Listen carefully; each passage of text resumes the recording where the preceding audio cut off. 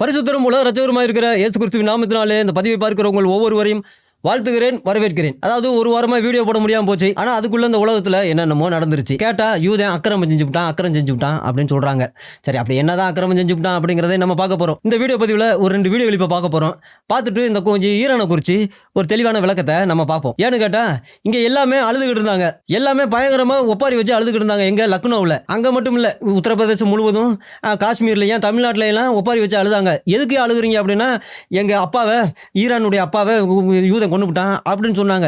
என்ன சொல்றீங்க அப்படின்னு. ஆமாங்க, ஈரான் அதிபரை யூதன் கொண்டு போட்டான் அப்படின்னு சொல்ல. அப்ப அந்த ஈரான் அதிபர் வந்து கமேனி அப்பேற்பட்ட புண்ணியவானாங்க, அந்த புண்ணியவானை வந்து யூதன் கொண்டுட்டானா அப்படின்னு கேட்டதும், ஆமாயா உனக்கு என்னையா தெரியும், இந்த இப்ப சமீபத்தில் 2 மாசத்துல 40,000 பேரை கொண்டிருக்கானா அந்த கமேனி. யாரு? அந்த கிஜா போடாதவங்களை, அப்புறம் இந்த ப்ரொட்டஸ்ட் பண்ணவங்களை, யாரெல்லாம் இந்த அல்லாவின் ஆட்சியை அதாவது இவருடைய ஆட்சியை விரோதிச்சாலே, கேள்வி கேட்டாலே, எதுக்குயா இப்படி அநியாயம் பண்றீங்க, ஒடுக்குறீங்க, 2 மாச குழந்தைகளாம் ஏயா கல்யாணம் பண்ணிக்கிறீங்க, வெக்கமா இல்லையா அப்படின்னு யாரெல்லாம் கேட்டாங்களோ, முதல்ல அந்த ஆக்டிவிஸ்ட் அந்த மாதிரியான ஆட்களை எல்லாம் சித்திரவதை பண்ணியிருக்காங்க. அதுக்கப்புறம் தன்னுடைய நாட்டு மக்களையே யாரெல்லாம் இவனுடைய ஆட்சியை விரோதிக்கிறாங்களோ அவங்களையெல்லாம் கொண்டிருக்கிறான். இப்போ 2 மாசத்துல 40,000 பேரை கொண்டிருக்கானா. பெண்களா இருந்தால் கற்பழிச்சு கொல்லப்படுவாங்களாம், ஆம்பளைகளாக இருந்தால் சுட்டு கொல்லப்படுவாங்களா, சித்திரவதை பண்ணி கொல்லப்படுவாங்களா, கொடூரமான முறையில் அவங்களுக்கு இந்த கொடூரங்கள், இந்த மரணங்கள் நடக்குமா. அப்படி அல்லாவின் ஆட்சியை எதிர்த்ததுனால அவங்க வீட்டுக்குள்ளேயே அவங்கள விட மாட்டாங்களாம். அதனால இவங்களை கொண்டுபிட்டு ஒன்றுமே தெரியாத மாதிரி இருப்பாங்களாம். அப்பேற்பட்ட ஆட்சியை நடத்திட்டு வந்தவர் தான் இந்த கமேனியா. அவரை அநியாயமாக யூதன் கொண்டுவிட்டான் அப்படின்னு அழுகுறாங்க.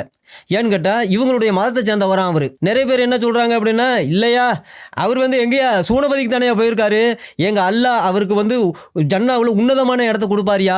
ஏன் தெரியுமா? ஏன்னு கேட்டால் இது வந்து புனிதமான மதம், இந்த புனிதமான மாதம். இந்த புனிதமான மாதத்தில் வந்து யூதன் கொண்டுட்டானா, அதனால இவருக்கு உயிர் தியாகி அப்படின்னு பட்டம் கொடுத்து சூனபதியில் அல்லாஹ் வந்து உன்னதமான இடத்த கொடுப்பாராம்.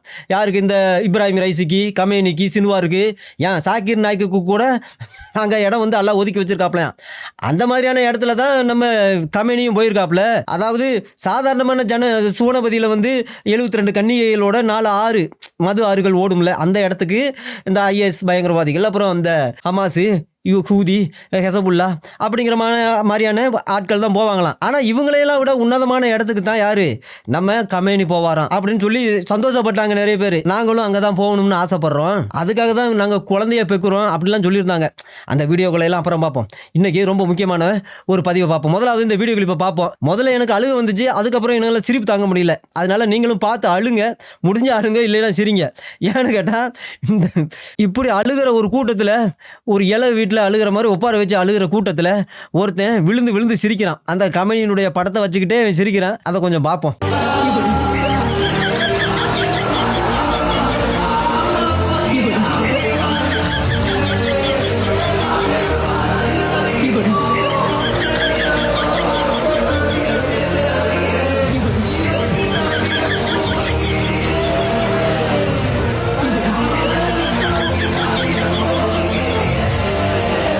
இவனால் சிரிப்பு தாங்க முடியல.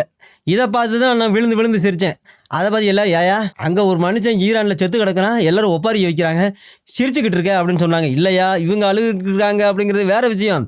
ஆனால் இவன் கமேனி படத்தை வச்சுக்கிட்டு சிரிச்சுக்கிட்டு இருக்கான். அதை பார்த்து நான் சிரித்தேன் அப்படின்னு சொன்னேன். அப்போ எத்தனை கூமுட்டைகள் இருந்தாலும் அதில் ஒரு காமன் சென்ஸாக ஒருத்தன் சிந்திச்சு பார்க்குறவன் இருக்கத்தான் செய்கிறான். எதுக்குடா அழுகுறீங்க, ஏன்டா அப்படி ஒப்பாரி வைக்கிறீங்க, அந்த அங்கே செத்து போயிட்டான், நீங்கள் எதுக்குடா இங்கே வந்து ஒப்பாரி வச்சு பிரச்சனை பண்ணிக்கிட்டு இருக்கீங்க அப்படிங்கிற மாதிரி இவன் சிரிக்கிறான். சிரிப்பு அவனுக்கு தாங்க முடியல.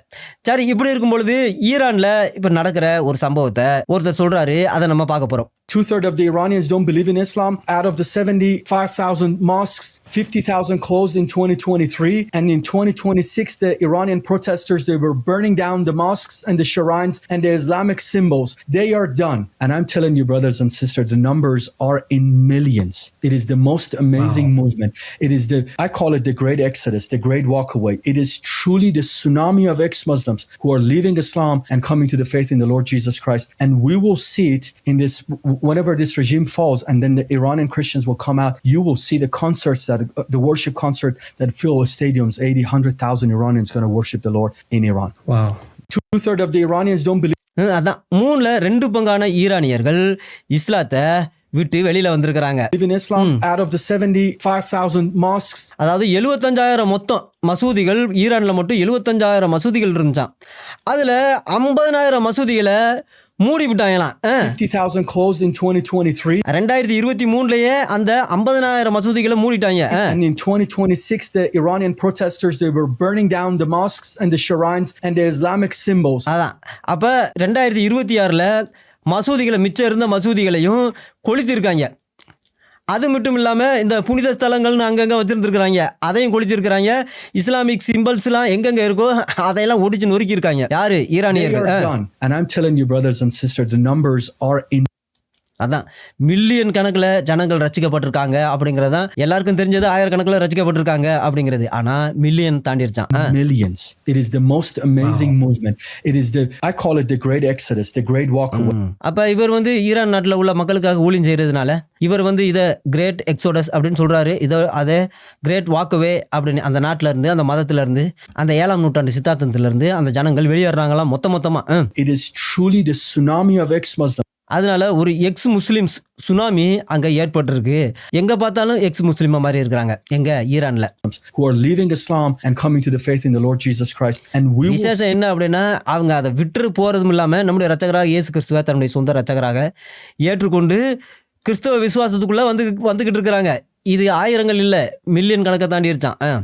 in this, whenever this regime falls, and then the Iranian Christians will. கண்டிப்பாக இந்த ரெஜிம்ஸ் வந்து ஒரு நாள் விழுந்து போகும். அதுக்கப்புறம் கிறிஸ்தவர்கள் மறைஞ்சிருக்கிற வெளியில் சொல்ல முடியாமல் ரகசியமாக இருக்கிற கிறிஸ்தவர்கள் எல்லாமே வெளியில் வருவாங்க. வந்து you will see the concerts, that the worship concerts. அப்போ எல்லா இடத்துலையும் எங்கே பார்த்தாலும் கான்சர்ட்ஸும் வொர்ஷிப்ஸ் மிகப்பெரிய ஆராதனைகள் நடக்க போகுது அப்படிங்கிறாரு. Fill stadiums, 80,000-100,000 Iranians going to worship the Lord. அப்போ லட்சக்கணக்கில் ஆயிரக்கணக்கில் ஜனங்கள் அங்கங்கே ஸ்டேடியத்துல எல்லாம் கூடி நம்முடைய ஆண்டவரை ஆராதிக்க போகிறாங்க அப்படின்னு ஈரான் நாட்டு மக்களுக்காக ஊழியம் செய்கிற இந்த பாஸ்டர் சொல்றாரு. In Iran. அப்ப 3/2 பங்கு ஈரானியர்கள் இஸ்லாமியர்கள் அல்ல. அந்த ஒரே ஒரு பங்கு தான் எல்லாமே பயங்கரவாத தீவிரவாத 7ஆம் நூற்றாண்டு சித்தாந்தத்தினால நிறைஞ்சிருக்காங்க. இப்படி ஒரு விஷயம் நடக்கும் அப்படின்னு வேதாகமத்துல தெளிவா எழுதப்பட்டிருக்கிற ஒரு வேத வசனத்தை நம்ம பார்க்க போறோம். அப்ப ஈரானை குறித்து கிட்டத்தட்ட 2500 வருஷத்துக்கு முன்னாடியே எரேமியா தீர்க்கதரிசி தன்னுடைய புத்தகத்துல எழுதி வச்சிருக்கிறார். அது 49வது அதிகாரம் 35வது வசனத்திலிருந்து எழுதப்பட்டிருக்கு. அதில் சேனைகளின் கர்த்தர் சொல்லுகிறது என்னவென்றால், ஏலாமை குறித்து, இதோ நான் ஏலாமின் வில்லென்னும் அவர்களுடைய பிரதான வல்லமையை நான் முறித்து போட்டு வானத்தின் 4 திசைகளிலுமிருந்து 4 காற்றுகளை ஏலாமின் மேல் வரப்பண்ணி அவர்களை இந்த எல்லா திசைகளிலும் சிதறடிப்பேன். ஏலாம் தேசத்திலிருந்து துரத்துண்டவர்கள் சகல ஜாதிகளிலும் சிதறப்படுவார்கள். நான் ஏலாமியரை அவர்கள் சத்துருக்களுக்கு முன்பாகவும் அவர்கள் பிராணனை வாங்க தேடுகிறவர்களுக்கு முன்பாகவும் கலங்க பண்ணி என் கோபத்தின் உக்கிரமாகிய தீங்கை அவர்கள் மேல் வர பண்ணுவேன் என்று கர்த்தர் சொல்லுகிறார். அப்பேற்பட்ட புண்ணியம் செஞ்சிருக்கிறாங்களாம். அதனால நான் அவர்களை நிர்மூலமாக மட்டும் பட்டயத்தை அவர்களுக்கு பின்னாக அனுப்பி என் சிங்காசனத்தை ஏலாமிலே நான் வைத்து அங்கே இருந்து ராஜாவையும் பிரபுக்களையும் அழித்து போடுவேன் என்று கர்த்தர் சொல்லுகிறார். ஆனாலும் இப்பேற்பட்ட காரியத்தை செஞ்சாலும் கடைசி நாட்களிலே நான் ஏலாமின் சிறையிருப்பை திருப்புவேன் என்று கர்த்தர் சொல்லுகிறார். இது ஈரானை குறித்து சொல்லப்பட்ட தீர்க்க தரிசன வசனம். இதை கொஞ்சம் நம்ம விளக்கமாக பார்க்கும் பொழுது அப்போ இதுதான் ஈரானை குறித்த சொல்லப்பட்ட ப்ராபசி. இதனுடைய முந்தைய பேர் ஈலாம் அப்படிங்கிற இது ஆன்சியன் கிங்டம். இது பண்டைய ராஜ்யம் ஏலாம் அப்படிங்கிறது.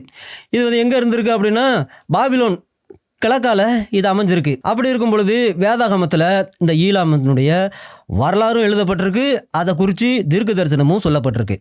அப்படி என்ன எழுதப்பட்டிருக்கு அப்படிங்கிறத நம்ம பார்த்தோம் அப்படின்னா, இந்த ஈலாம் அப்படிங்கிறத குறித்து 10வது அதிகாரம் ஆதியாகமம் 10வது அதிகாரத்திலேயே இது எழுதப்பட்டிருக்கு. இந்த ஈலாம் அப்படிங்கிறது யாரு அப்படின்னா ஷேமுனுடைய குமாரன்ல ஒருத்தர் தான் இந்த ஈலாம். இந்த ஷேம் யார் அப்படின்னா நோவாவுனுடைய குமாரன் தான் ஷேம் கம் யாப்பத் அப்படிங்கிறவங்களுடைய ஷேமுடைய குமாரன் தான் இந்த ஈலாம். இவங்க நோவாவுனுடைய சந்ததியா ஷேமுனுடைய சந்ததியா அதுக்கடுத்து ஏலாமியர்கள் அப்படின்னு அழைக்கப்பட்டாங்க. அப்போ ஆபிரகாமுடைய காலத்திலேயே இந்த ஏலாமியர்கள் மிகப்பெரிய பவர்ஃபுல் கிங்டம் வச்சு மிகப்பெரிய சக்தி வாய்ந்த ஒரு ராஜ்யமாக இருந்திருக்கிறாங்க ஆபிரகாமுடைய காலத்தில். அப்போ ஆதியாகமம் 14வது அதிகாரத்திலேயே மிகப்பெரிய ராஜாக்களும் சர்வாதிகாரிகளும் உள்ள அமைஞ்ச ஒரு பண்டைய ராஜ்யமாக இருந்திருக்கிறாங்க யார்? இந்த ஏலாமியர்கள். அப்போ இவங்க பண்டைய காலத்திலேயே ஒரு சக்தி வாய்ந்த இராணுவத்தை எல்லாம் வச்சிருந்துருக்கிறாங்களாம். அப்போ கடவுள் இந்த ஏலாமியர்களுக்கு கொடுத்த நியாய தீர்ப்பு என்ன அப்படின்னா, முதலாவது அவர்களுடைய அம்புகளை முறிப்பார் அப்படின்னா அந்த மிலிட்ரி அந்த இராணுவ பலத்தை முறிச்சு போடுவார் அப்படின்னு அர்த்தம். அதுக்கப்புறம் இந்த ஏலாம் என்கிற தேசமே சிதறடிக்கப்படும். அங்கே உள்ள மக்கள் எல்லாமே துரத்தி அடிக்கப்படுவாங்க. அப்படின்னு சொல்லப்பட்டது. வேத பண்டிதர்கள் என்ன சொல்றாங்க, இல்லைங்க இது நிறைவேறிடுச்சு அப்படின்னு சொல்றாங்க. இன்னும் நிறைய பேர் இல்லை நடந்துகிட்டு இருக்கு அப்படின்னு சொல்றாங்க. ஆனா எது எப்படியோ கடைசியில் சொல்லப்பட்ட வார்த்தை தான் ரொம்ப முக்கியமானது. என்ன அப்படின்னா, ஆனாலும் நான் அவர்களை கடைசி நாட்களிலே திரும்ப சேர்ப்பேன் அப்படின்னு சொல்லியிருந்தாரு. அப்ப இப்ப உள்ள நம்முடைய இரட்சகராக இயேசு கிறிஸ்து வருவதற்கு முன்பாக அந்த ஏலாமியர்கள், அந்த ஷேமனுடைய சந்ததிகள், அந்த நோவாவினுடைய சந்ததிகள் ஆண்டவர் திரும்ப அவர்களை ரட்சிப்பாரு அப்படின்னு இங்க தெளிவா சொல்லப்பட்டிருக்கு. அதனால இந்த ப்ராபசியை குறித்த ரெண்டு விஷயம். ஒன்று கர்த்தருடைய நியாய தீர்ப்பு, அதுக்கப்புறம் கடைசி நாட்களில் அவங்க திரும்ப கட்டப்படுறது. அப்போ ஜட்ஜ்மெண்ட்டு எத்தனை வருஷத்துக்கு முன்னாடி நடந்துச்சுன்னு தெரில, இப்போ நடந்துக்கிட்டு இருக்கா அப்படிங்கிற விஷயமெல்லாம் இருந்தாலும் ஃப்யூச்சர் ரீஸ்டோரேஷன் அதுதான் இப்போ நமக்கு முக்கியம். ஏன்னு கேட்டால் கடைசி நாட்களில் நான் அவர்களை திரும்ப சேர்த்து கொள்ளுவேன் அப்படின்னு சொல்லியிருந்தாரு. அப்போ இந்த ஏலாமியர்கள் அப்போஸ்தலர் நடவடிக்கைகளில் 2வது அதிகாரத்தில் 9வது வசனத்தில் எழுதப்பட்டிருக்கு. என்ன அப்படின்னா, பெந்தெகோஸ்தே நாளில் பரிசுத்த ஆவியானவர் ஊற்றப்பட்ட பொழுது இந்த ஏலாமியர்களும் அங்கே இருந்திருக்கிறாங்க. எங்கே? அந்த எருசலேமில். அங்கே நம்முடைய இரட்சகராகிய இயேசு கிறிஸ்துவினுடைய சுவிசேஷத்தை அவங்க கேட்டிருக்கிறாங்க. அப்போ இந்த ஈரானை குறித்து ரொம்ப முக்கியமான 3 விஷயங்கள் அங்கே சொல்லப்பட்டிருக்கு. என்ன அப்படின்னா, அதனுடைய ஆன்சியன் பவரை பற்றி சொல்லப்பட்டிருக்கு, அதுக்கடுத்து கர்த்தருடைய நியாய தீர்ப்பை சொல்லப்பட்டிருக்கு, அதுக்கடுத்து ஆண்டவர் அவங்கள திரும்ப சேர்த்துக்கொள்ள ஃபியூச்சரில் அவங்களுக்கு திரும்ப ஒரு வாழ்க்கை கொடுப்பாரு. அதை தான் சிம்பிளாக இங்கே என்ன சொல்லியிருக்காங்க அப்படின்னா, கடவுள் தேசங்களை நியாயந்திருக்கிறார். அப்படி நியாயந்திருத்தாலும் அவங்கள திரும்பவும் அவங்களுக்கு ஒரு ரீஸ்டோரேஷன், ஒரு சீரமைப்பை திரும்ப அவங்களுக்கு கொடுக்குறாரு. தனி மனிதனுடைய வாழ்க்கையிலையும் அப்படித்தான். என்னதான் அவர் தண்டிச்சாலும் திரும்ப அவனுக்கு ஒரு வாய்ப்பை கொடுக்குறாரு ரீஸ்டோரேஷனுக்கு. அப்போ ஈரானை குறித்து எரேமியா தீர்க்கதரிசியின் புஸ்தகத்தில் சொல்லப்பட்டது, அது ஒரு பழமையான ராஜ்யம், அதை கடவுள் நியாயந்திருப்பார், அதை தேசத்துல எல்லாம் சிதறடிப்பார், ஆனாலும் திரும்ப கடைசி நாட்களை அதை ஒன்று சேர்ப்பார் அப்படின்னு சொல்லப்பட்டிருக்கு. இந்த வசனம் இந்த ஈரான் கவர்மெண்ட் விழுந்ததோட அது நிறைவேற போகுது. கர்த்தர் தமது ஜனங்களை சந்திக்க போகிறார். அதனால ஈரானுக்காக ஜெபித்துக் கொள்ளுங்கள். கர்த்தர் தாமே உங்களை ஆசீர்வதிப்பாராக. ஆமேன்.